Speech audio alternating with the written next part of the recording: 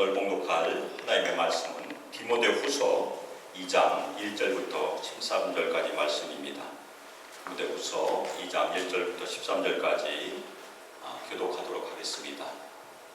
내 아들아, 그러므로 너는 그리스도 예수 안에 있는 은혜 가운데서 강하고 또 내가 많은 증인 앞에서 내게 들은 바를 충성된 사람들에게 부탁하라. 그들이 또 다른 사람들을 가르칠 수 있으리라. 너는 그리스도 예수의 좋은 병사로 나와 함께 고난을 받으라. 병사로 복무하는 자는 자기 생활에 얽매이는 자가 하나도 없나니 이는 병사로 모집한 자를 기쁘게 하려 함이라. 경기하는 자가 법대로 경기하지 아니하면 승리자의 관을 얻지 못할 것이며 수고하는 농부가 곡식을 먼저 받는 것이 마땅하니라. 내가 말하는 것을 생각해 보라. 주께서 범사에 내게 총명을 주시리라. 내가 전한 복음대로 다윗의 씨로 죽은 자 가운데서 다시 살아나신 예수 그리스도를 기억하라. 복음으로 말미암아 내가 죄인과 같이 매인 데까지 고난을 받았으나 하나님의 말씀은 매이지 아니하니라. 그러므로 내가 택함 받은 자들을 위하여 모든 것을 참으면 그들도 그리스도 예수 안에 있는 구원을 영원한 영광과 함께 받게 하려 합니다. 미쁘다 이 말이여, 우리가 주와 함께 죽었으면 또한 함께 살 것이요 참으면 또한 함께 왕으로 탈 것이요 우리가 주를 부인하면 주도 우리를 부인하실 것이라. 한 목소리 읽겠습니다. 우리는 미쁨이 없을지라도 주는 항상 미쁘시니 자기를 부인하실 수 없으시리라. 아멘. 제가 미국 유학을 마치고 한국에 가서 직장 생활을 시작했을 때는 제가 예수 믿은 지 약 4년 정도밖에 되지 않았던 초신자 시절에 있었어요. 그런데 제가 미국에 있을 때 코스타를 2번 다녀왔기 때문에 코스타에서 그 당시에 고지를 점령하라 그 말씀을 들었던 것을 기억을 합니다. 그래서 직장에 가면 믿음으로 무엇인가 해보아야지, 고지를 점령해야지 하는 의욕을 가지고 새로운 직장에 도착했어요. 그런데 제가 만난 세상은 한 사람의 어설픈 믿음으로는 절대 감당하기 쉽지 않은 난공불락의 요소였었어요. 한국이 통계적으로는 기독교 인구가 약 20%이지만 직장에 가보면 20% 안 돼요. 제가 여수에 있었을 때 30여 명이 근무했었는데 그 당시에 입으로 그리스도인하고 시인한 사람은 2사람밖에 없었습니다. 10%가 안 되는 거죠. 교회 다니는 사람 20% 되겠죠. 그렇지만 진정으로 자신이 그리스도인이라고 고백하고 사는 사람은 그렇게 많지 않습니다. 더군다나 유학 시절에 알고 지냈던 신앙인들은 혼자 고군분투를 하거나 아니면 그냥 조용히 지낸 것처럼 보였습니다. 입을 닫고 지내는 그리스도인들이 많아요. 저희가 예수의 병사, 예수의 군사로 부름받은 것은 입으로 다 시인해요. 다 믿습니다. 그런데 그 믿음을 삶으로 실천하는 것은 큰 도전이에요. 그런데 그 어려운 시기, 초신자 시기에 믿음으로 연약했던 시기에 그 과정을 잘 뚫고 지나가도록 도와주었던 것은 작은 교회에서 만났던 믿음의 동역자들이었어요. 작은 교회였지만 그 교회는 거의 같은 동년배들이 많이 있었습니다. 그리고 여러 사람이 같은 직장을 다니고 있었어요. 더군다나 다들 신실한 믿음을 가지고 있는 형제들이었어요. 그래서 자주 만나 교제하고 밥도 같이 먹고 나중에 성경 공부도 같이 하고 셀도 같이 하고 그래서 서로를 격려하고 서로를 훈련하였던 것으로 기억을 합니다. 그 교회에서 들었던 것은 훈련보다는 양육이라는 말을 들었어요. 어린아이를 갓난아기부터 성령할 때까지 기르는 양육이라는 말을 그 교회는 사용했습니다. 작은 친유교였었어요. 그렇지만 제가 초신자에서 어느 정도 신앙인으로 성숙한 신앙인으로 자랄 수 있도록 도와준 좋은 교회였고 제 인생에 좋은 기간이었습니다. 우리가 예수를 믿게 되면 대부분 믿음과 실제 삶 사이에 갈등을 경험하는 혼란의 시기를 지나게 됩니다. 우리가 예수님의 제자이고 예수님의 병사로 부름받은 것은 다들 머리로는 인정해요. 입으로 시인해요. 고백해요. 그런데 그것을 삶에서 매일 실천한다는 것은 용기가 필요하고 의지가 필요하고 더 나아가서 훈련의 과정들이 필요해요. 사도행전에 있는 예루살렘 교회의 제자들이 적어도 3년에서 5년까지 훈련을 받았다고 학자들이 추측을 합니다. 그냥 나가서 전도한 것이 아니에요. 그들도 훈련을 받았어요. 우리가 그리스도인으로 살아가는 데는 당연히 믿음의 확신이 필요해요. 의지가 당연히 필요합니다. 그러나 삶의 변화로 이끄는 신앙은 그리스도의 좋은 병사로 순종하는 신앙은 단지 확신과 의지로만 되지 않는다는 것을 저희가 무엇을 통해서 경험합니다. 많은 신자들이 실패를 통해서 좌절을 통해서 경험하곤 합니다. 의지가 약할 때가 많아요. 따라서 우리가 좋은 신앙이 되기 위해서는 예수님의 좋은 병사가 되기 위해서는 의지의 선행에서 꼭 필요한 것이 있습니다. 무엇이 필요합니까? 디모데전서 후서에서 반복적으로 얘기하는 일이 있어요. 바른 교훈, 바른 교리가 필요해요. 바른 성경적인 원리를 알고 있어야 돼요. 우리 삶을 이끄는 것은 우리 의보다 오히려 우리가 믿고 있는 것이 이끌고 갑니다. 우리의 삶의 변화는 우리가 고백하는 교리나 성경인 원리가 기초합니다. 그래서 우리가 성경 공부하는 것입니다. 더 나아가서 여기서 그친다면 우리는 능력 있는 삶을 살 수가 없어요. 사도행 2장에서 왜 예루살렘 교회가 능력 있게 복음을 전했습니까? 부활하신 예수님을 다 만났어요. 그렇지만 길가로 나가는 데까지는 잠시 머물르라고 하는 주님의 명령이 있었습니다. 무엇을 위해서 기도하고 머물렀습니까? 위로부터 오는 능력을 위해서 머물렀습니다. 바로 하나님께서 부어주시는 능력, 성령의 능력이 필수적이라는 것이에요. 지난주 말씀에서 사도 바울이 디모데에게 무엇을 권고했습니까? 네 성령의 은사가 다시 불붙기를 원한다고 했습니다. 우리도 불이 붙어야 돼요. 냉랭한 가슴으로는 한 사람도 예수님께 인도할 수가 없습니다. 우리 마음이 먼저 뜨거워야 되지 않겠어요? 그 가장 좋은 비결이 바로 성령의 능력이라는 것입니다. 오늘 말씀은 이 땅에서 그리스도 예수의 좋은 병사로 살기 위한 지침을 사도 바울이 우리에게 제공합니다. 개인적인 지침도 있고 교회 공동체적인 지침이 있습니다. 먼저 사도 바울은 우리에게 이렇게 얘기합니다. 우리는 그리스도 예수 안에 있는 은혜로 강하여져야 한다.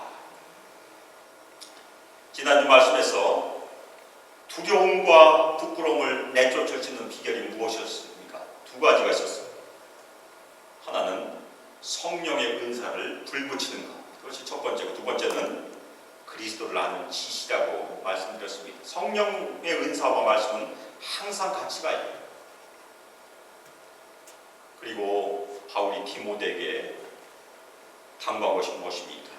성령으로 말미암아 너에게 의탁된 아름다운 것, 복음의 메시지를 지켜라.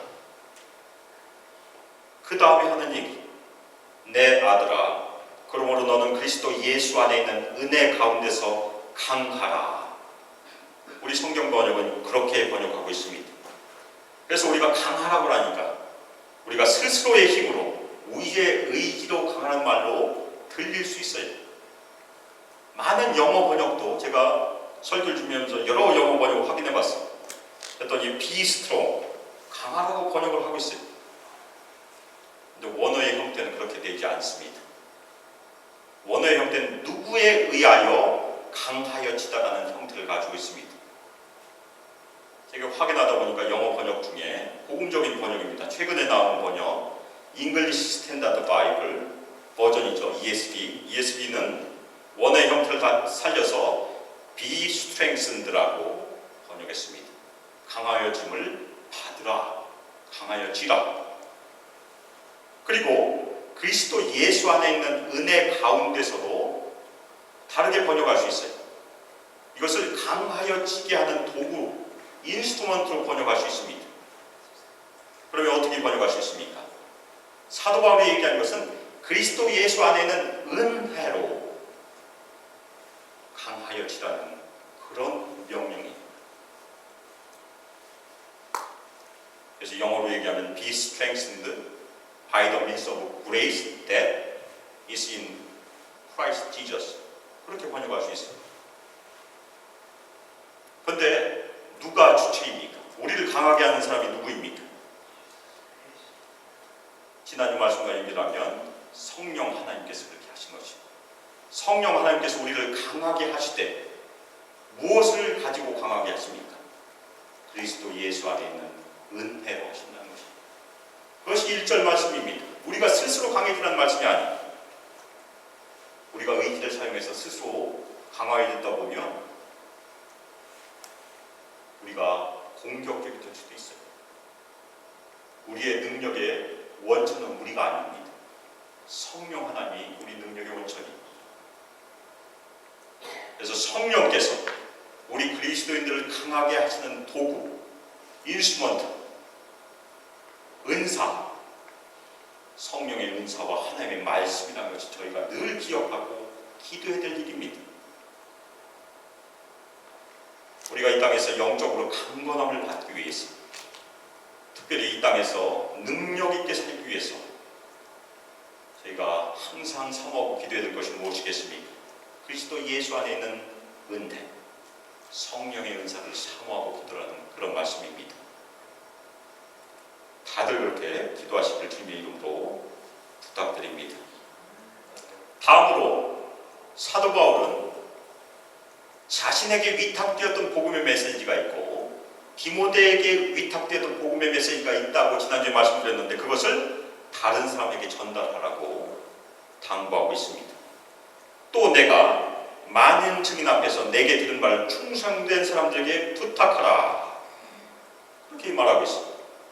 여기서 부탁하다는 말은 문자적으로 그냥 번역하면 앞에 놓다는 것입니다. 누구 앞에 물건을 놓다는 얘기.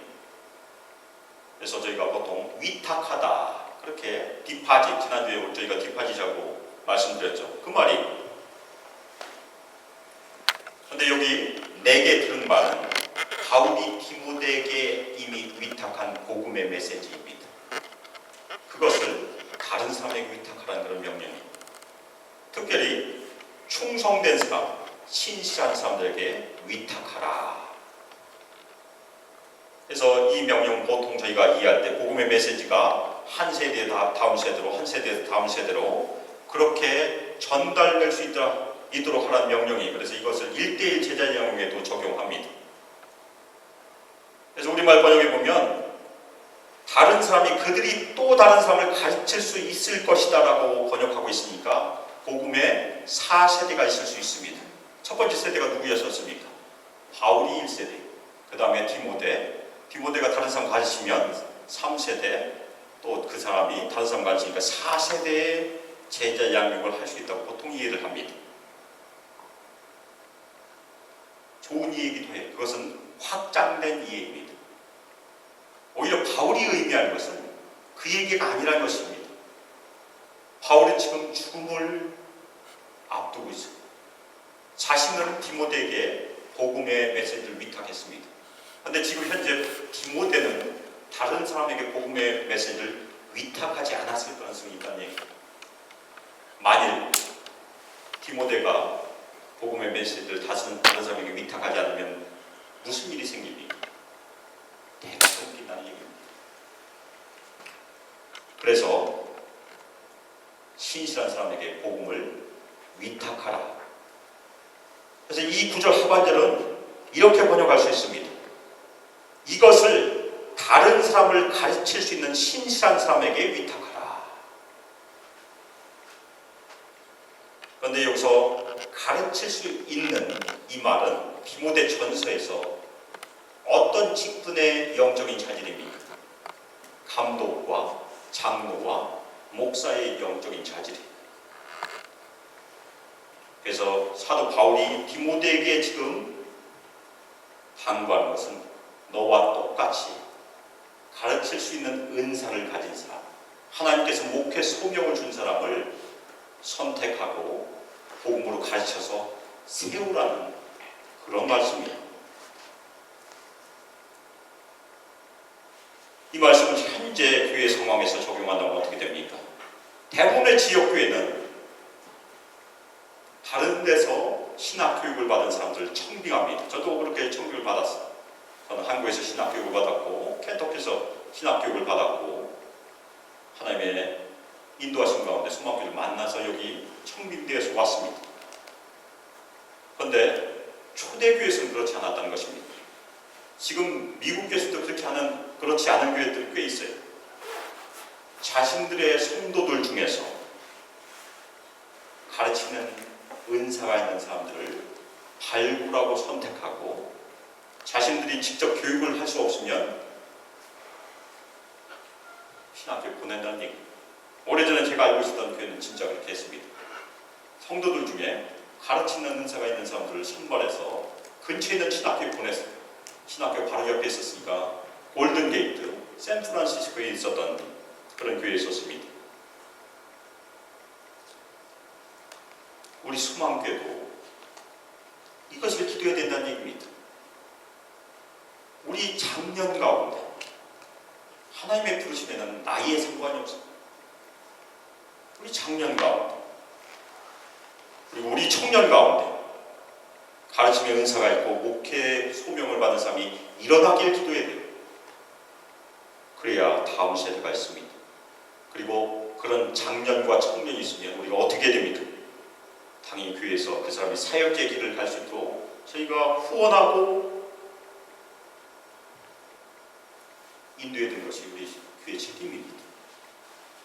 그래서 우리가 늘 기도해야 될 것은 우리 수모함교회 장년 중에서 그리고 청년 중에서 더 나아가서 우리 주일학교 어린이들 중에서 가르침의 은사가 있는 사람, 목회 소명을 받을 사람이 일어나길 열심히 기도해야 된다는 것입니다.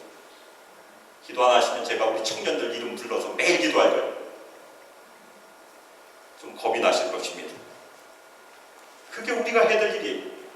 교회가 다음 세대로 복음을 계승하기 위해서. 1세대 사역자는 굉장히 많습니다. 교회 숫자보다 사역자가 더 많은 것이 지금 현재 상황이에요. 2세대 사역자는 너무나 적어요. 제가 켄터키 신학교 다닐 때 100여 명의 유학생들이 있었습니다. 한국 유학생들이. 그런데 여기 2세 사역자는 제가 처음에 공부할 때 한 사람 있었어요. 지금 내시교에서 사역하고 있습니다. 나중에 졸업할 때쯤에 온 친구가 우리 교회에 몇 번 왔던 김석구 목사 2사람이 있었어요. 2%입니다. 그것이 지금 현실이에요. 목회자가 고난을 많이 받는 것은 사실입니다. 그래서 부모된 입장에서 목회자로 자녀들을 보는 것은 역시 용기가 필요한 것은 분명해요. 그렇지만 우리가 다음 세대로 복음을 계승하기 위해서는 반드시 소명받은 사람이 필요하다는 얘기입니다. 바울은 이어서 우리에게 뭐라고 권고합니까? 그리스도 예수의 좋은 병사로 함께 고난을 받으라. 지난 말씀에도 똑같은 말씀이 있었습니다. 지난 말씀에는 복음을 위하여 함께 고난을 받으라. 이 함께 고난을 받다는 얘기는 누구와 함께 대상이 필요해요. 그래서 사도 바울은 먼저 자신을 거기에 포함시킨 것입니다. 나와 함께 고난을 받으라. 그래서 우리 성경은 그렇게 번역을 하고 있습니다. 바울은 지금 어디 있습니까? 감옥에 있어요. 죽음을 앞두고 있어요. 그래서 사도 바울이 지금 얘기하는 것은 내가 예수 그리스도의 복음을 증거하다가 감옥에 갇혀서 죽음을 앞두고 있는 것처럼 너도 그런 고난에 동참하라는 그런 당부입니다. 그냥 피상적인 얘기가 절대 아니에요. 더 나아가서 디모데가 앞으로 사역할, 사도 바울이 이 세상을 떠나고 난 다음에 앞으로 사역할 동역자들과 함께 고난을 받으라는 그런 당부이기도 합니다. 지금도 많은 크리스찬들이 고난을 받고 있어요. 이것은 삶의 고난이 아니에요. 복음을 위하여 받는 고난을 말하고 있습니다. 우리 모두는 그리스도 예수의 병사입니다. 아멘입니까? 그런데 예수의 부르심은 우리가 그냥 병사가 아니고 어떤 부르심이라고 얘기합니까? 좋은 병사가 되기를 바라는 부르심입니다. 좋은 병사의 반대말은 무엇입니까? 반대말. 나쁜 병사가 아니에요.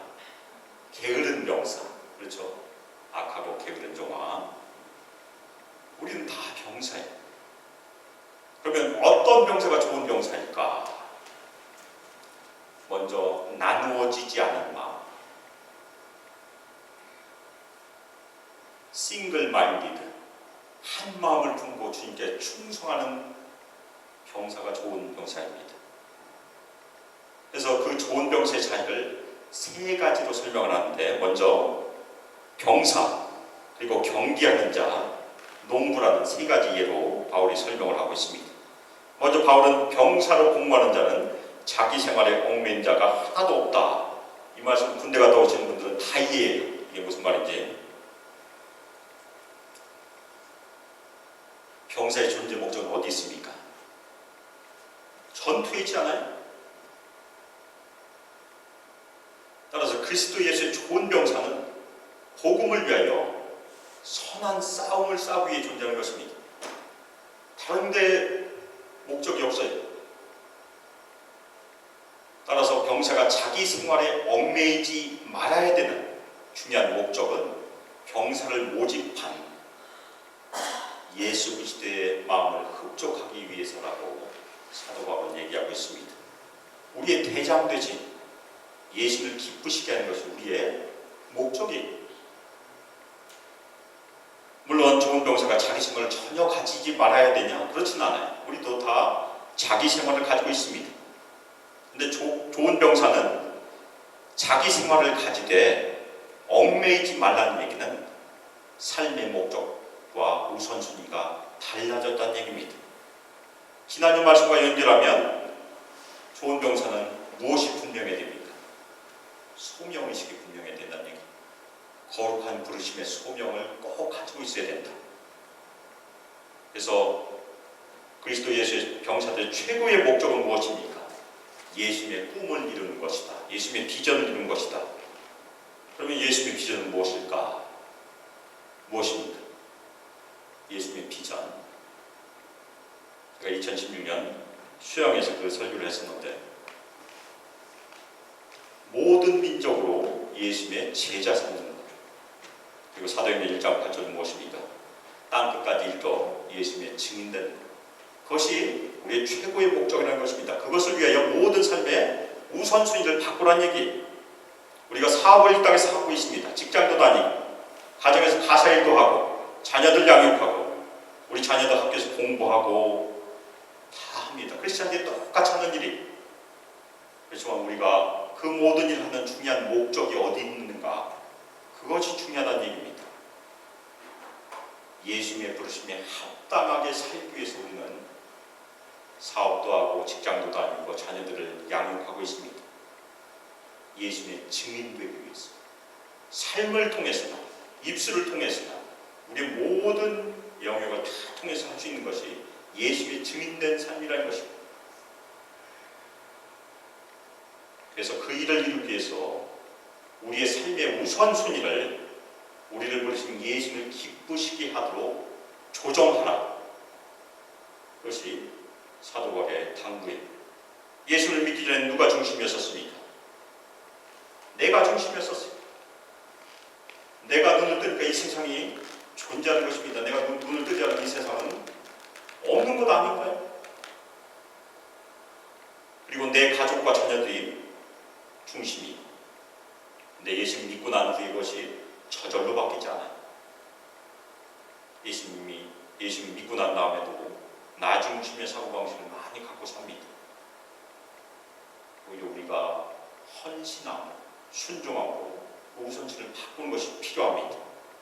바울은 고린도전서 7장 32절 33절에서 결혼한 사람들의 우선순위를 얘기합니다. 결혼한 사람들이 주의 일보다는 세상 일을 염려할 가능성이 있음을 얘기해주고 있어요. 고린도전서 7장 32절 33절 너희가 염려 없기를 원하노라. 장가가지 않는 자는 주의 일을 염려하여 어찌하여야 주를 기쁘시게 할까 하되 장가간 자는 세상 일을 염려하여 어찌하여야 아내를 기쁘게 할까 하여.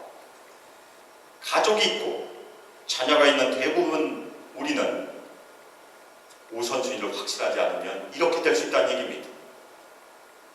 가족을 위하여 자녀들을 위하여 주를 뒷전으로 잃어버릴 수 있다는 얘기.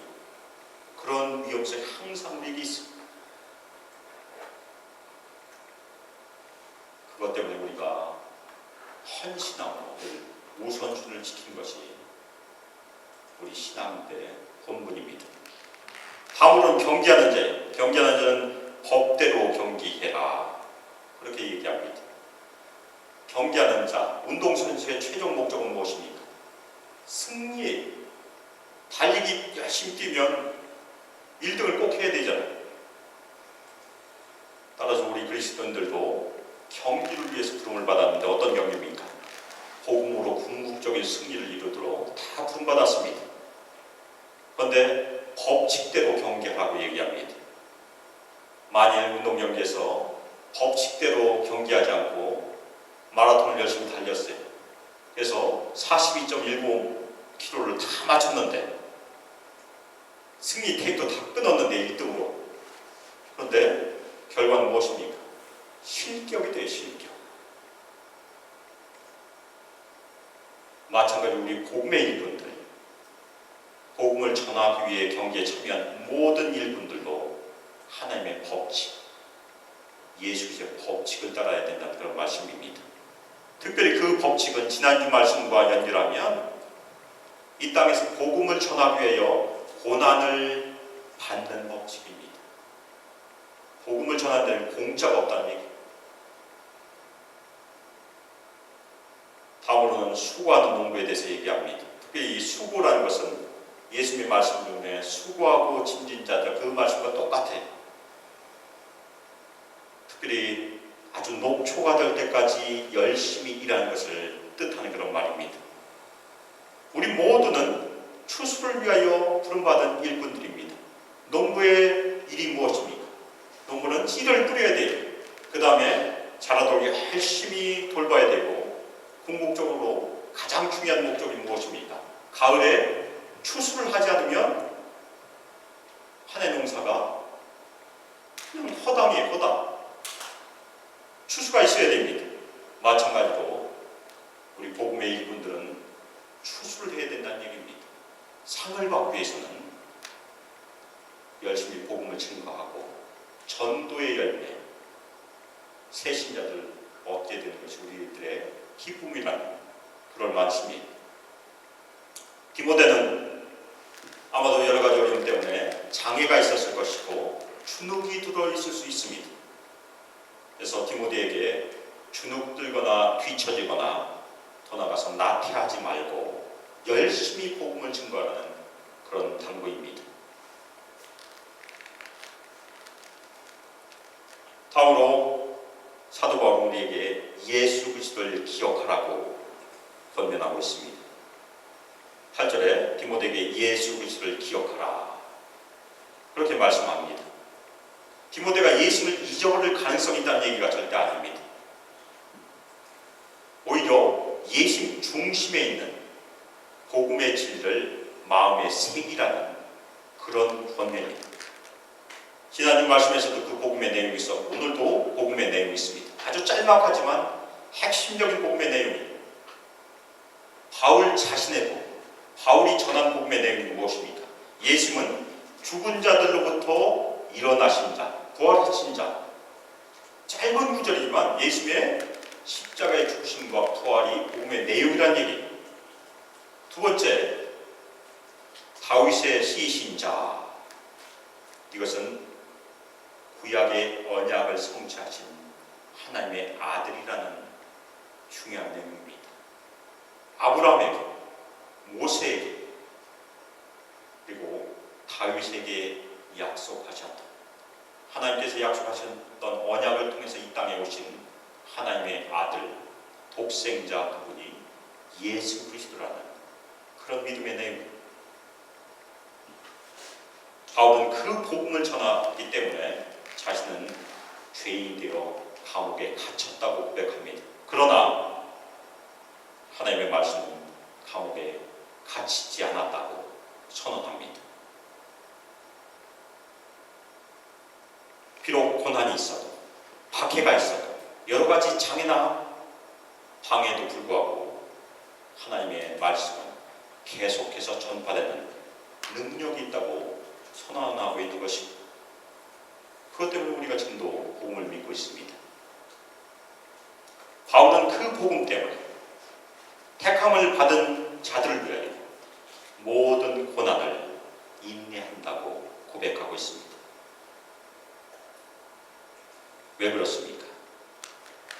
사도 바울은 하나님께서 창세전부터 예정하셔서 택한 자들도 예수 그리스도 안에 있는 구원을 얻게 하고 거기서 그친 것이 아니고 굉장히 중요한 말씀이 있습니다. 영원한 영광, 그 영광을 함께 얻도록 하기 위함이라고 얘기하고 있습니다. 이것은 우리의 구원의 현재와 미래를 얘기해 주는 것입니다. 우리의 구원의 현재는 이 땅에서 우리가 이미 누리고 있습니다. 이미 하나님의 아들과 딸들이 다 됐어요. 그렇지만 마지막 날 예수 그리스도의 영원한 영광에 참여하는 것이 하나님의 약속입니다. 그것이 우리의 미래의 구원입니다. 마지막으로 사도 바울은 신실한 예수를 의지하라고 권고합니다. 11절부터 13절까지는 시예요. 아주 아름다운 신앙 고백의 시로 저희가 이해할 수 있습니다. 비슷한 구조로 그렇게 반복적으로 얘기하는 그런 시입니다. 그래서 미쁘다 이 말이여로 시작을 합니다. 우리가 주와 함께 죽었으면 우리는 또한 주와 함께 살 것이다. 이미 저희가 갈라디아서 2장 20절에서 알고 있는 말씀입니다. 그리고 로마서 6장에도 보면 우리가 주와 함께 이미 죽었고 주와 함께 살 것이다 그런 구절이 있어요. 이 고백은 예수 그리스도의 죽으심과 부활에 우리 신자들이 이미 연합하였다는 그런 내용을 포함합니다. 더 나아가서 바울이 그리스도를 믿고 고난을 받아 순교를 당하더라도 마지막 때 주와 함께 살 것이라는 종말적인 신앙으로 선언하는 그런 내용입니다. 그리고 우리가 인내하면 우리는 또한 주와 함께 다스리게 될 것이다. 성도의 인내, 우리 이 땅에서 고난 가운데 인내해야 됩니다. 우리가 인내하게 되면 마지막 때 예수님께서 다시 오시면 우리 신자들이 영원한 왕국에서 주와 함께 다스리게 된다는 그런 약속의 말씀입니다. 그래서 고난 가운데 성도들이 인내한다는 것은 성도들의 신앙의 순수성을 증명해주는 중요한 표징입니다. 그리고 우리가 주를 부인하면 주도 우리를 부인하실 것이다. 지난주도 말씀드렸습니다. 물론 이 부인한다는 것은 일시적으로 우리가 주님께 신실하지 못할 때가 있다는 것까지 포함하지는 않습니다. 이 부인한다는 것은 완전히 주를 떠나서 배역한 것을 의미합니다. 그래서 지난주 예수님께서도 마태복음 10장 33절에 보면 누구든지 사람 앞에서 예수님을 부인하면 예수님께서 하나님 앞에서 그를 부인하실 것이라고 이렇게 경고하셨어요. 우리는 신실하지 않아도 주는 항상 신실하십니다. 우리는 간혹 주님께 신실하지 못해요. 오히려 우리의 솔직한 고백은 무엇입니까? 우리는 자주 주님께 신실하지 못합니다. 비록 우리가 신실하지 못하더라도 주님은 항상 우리에게 신실하신 하나님이시며 예수 그리스도이십니다. 아멘입니까? 우리가 비록 실수하더라도, 실패하더라도, 좌절하더라도 주께서는 우리를 용서하시고 회복시켜 주시고 우리를 보존하신다는 것이 우리 신앙인데 믿음 있고 고백이라는 말씀입니다. 왜 그렇습니까? 저는 자신을 부인하실 수 없다고 설명하고 있습니다. 온전히 신실하신 주님께서는 자신의 피로 맺으신 언약을 번복하시지 못하신다는 얘기입니다. 얼마나 놀라운 약속의 말씀입니까? 따라서 우리는 우리 자신의 의지를 신뢰하지 말고 누구를 의지해야 됩니까? 끝까지 신실하신 예수를 의지하여야 합니다. 간혹 우리 의지는 우리를 배반할 때가 있습니다. 사도 바울은 디모데에게 그리고 현재를 사는 우리에게 그리스도 예수의 좋은 병사가 되기를 당부하고 있습니다. 그런데 좋은 병사가 되기 위해서 꼭 필요한 선결 조건은 오늘 1절 말씀입니다. 그리스도 예수 안에 있는 은혜로 강하여져라. 그런데 그 비슷한 말씀이 에베소서 3장 16절에 기록되어 있습니다. 되게 3장 16절 중요한 구절들이 많이 있어요. 요한복음 3장 16절, 요한일서 3장 16절, 디모데후서 3장 16절, 여러 구절들이 3장 16절입니다. 에베소서 3장 16절 저희가 한 목소리로 같이 읽겠습니다. 그의 영광의 풍성함을 따라 그의 성령으로 말미암아 너희 속사람을 능력으로 강건하게 하시오며. 바로 이 구절은 사도 바울이 에베소 교회 성도들을 위하여 기도하고 있는, 중보 기도하고 있는 내용이. 따라서 우리가 영적인 부흥을 간절히 원한다면, 영적인 갱신을 간절히 원한다면 우리도 이 구절 붙잡고 기도하라는 그런 말씀입니다. 서로를 위해서 기도하고 소그룹이 모일 때 기도하고 교회가 함께 기도해야 될 중요한 말씀이라는 말씀입니다. 무엇을 기도해야 됩니까? 우리의 속사람을 성령의 능력으로 강건하게 하여 주시길, 그렇게 기도하는 얘기입니다. 우리에게 예수 그리스도를 아는 지식이 당연히 중요합니다. 우리가 가지고 있는 믿음의 확신도 당연히 중요해요. 그런데 고난을 뚫고 지나가는데, 박해를 견디고 끝까지 예수를 시인하는데, 끝까지 인내하는 데는 우리의 의지의 능력이 아니라는 얘기입니다. 성령의 능력이 필요하다는 얘기입니다. 베드로도 성령의 능력을 전입받고 바울도 성령의 능력을 전입받는데 우리는 우리의 힘으로 사역한다면 100전 100패는 아니고 한두 번 이기겠죠. 그렇지만 대부분 우리는 승리하기가 쉽지 않다는 얘기입니다. 우리 수마교회가 품고 있는 비전 중에 무엇이 있습니까? 사도행전적인 교회. 두 가지 모델이 우리 사도행전에 있지 않습니까? 예루살렘 교회, 안디옥 교회. 그럼 예루살렘의 교회의 특징은 무엇이었습니까? 이적과 기사가 있었던 교회, 성령의 능력. 우리도 그렇게 기도하라는 얘기입니다. 안디옥 교회는 선교사를 파송했어요. 그것도 지도자 2명, 바울과 바나바. 그것도 그냥 보낸 것이 아니고, 제비 뽑아서 보낸 것이 아니고, 어떻게 보냈습니까? 성령께서 주신 말씀에 따라. 다 성령의 인도하심입니다. 오늘 사도 바울의 권고처럼 이 땅에서 우리를 위해 죽으시고 부활하신 예수 그리스도를 끝까지 기억하시고 그분 알기를 힘쓰시길 주님의 이름으로 축원합니다. 그리고 우리가 모일 때마다 간절히 합심해서 성령의 권능을 우리 수마교회에 부어주시길 합심해서 기도합시다. 그리고 흩어져서 개인적으로 기도할 때도 성령의 은사를 사모하고 간절히 하나님께 기도하시길 주님의 이름으로 축원합니다. 우리의 간절한 기도를 통해서 우리 수마교회 성령의 능력으로 부흥이 임하기를 주님의 이름으로 축원합니다. 그 부흥을 통해서 우리 수망교회가 작은 교회지만 많은 사람들을 주님께 인도하는 교회로 쓰임받기를, 큰 영적인 추수가 우리 수망교회에 넘치기를 예수 그리스도의 이름으로 축복하며 기도합니다. 이 시간 합심해서 기도하겠습니다. 특별히 그리스도 예수 안에 있는 은혜로 강건하여지라는 그 당부를 가슴에 새기고, 에베소서 3장 16절 말씀, 성령을 통하여 능력으로 우리 속사람을 강건케 하여 주시길 우리가 이 시간 합심해서 간절히 기도하겠습니다. 우리 수망교회 주께서 불쌍히 여겨주시고 우리 모든 성도들 준비시켜 주시고 성령의 권능을 부어주셔서 예루살렘 교회의 성도들처럼, 안디옥 교회의 성도들처럼 주님을 놀랍게 증거하는 주님의 사람들로 우리를 사용하여 주시고, 우리 수망교회가 마지막 때 영적인 추수를 감당하는 주님의 교회로 우리를 부흥시켜달라, 성령의 능력을 부어달라고 이 시간 합심해서 기도하겠습니다.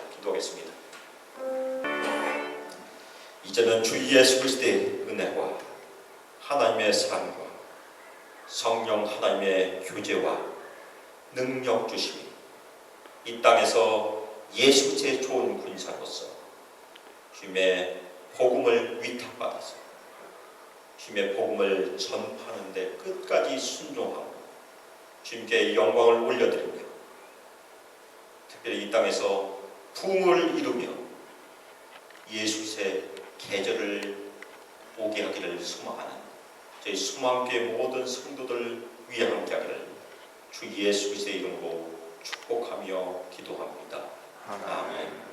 아멘.